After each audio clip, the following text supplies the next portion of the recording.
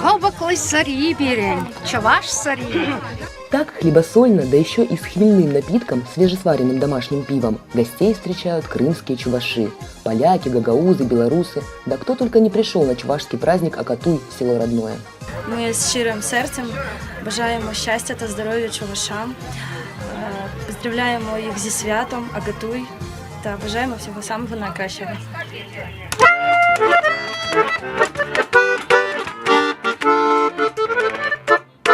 Акатуй – праздник земледелия. По традиции в этот день чуваши украшали свои дома расписными покрывалами. Конец заботам.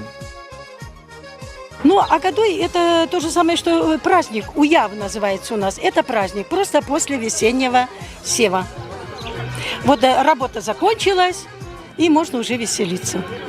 Традиционный хоровод возле родового столба с песнями и плясками. К слову, в древности чуваши верили в силу этого обряда. Он мог повлиять на будущий урожай.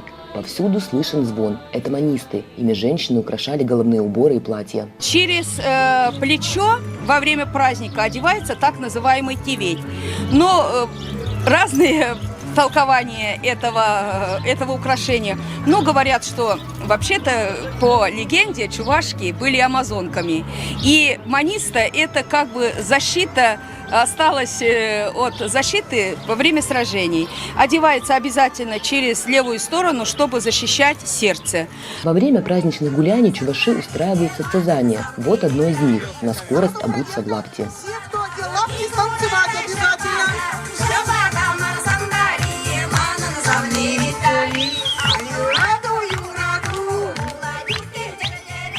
Сегодня в Крыму живут около 1500 чувашей. Акатуй для этого народа один из самых важных национальных праздников.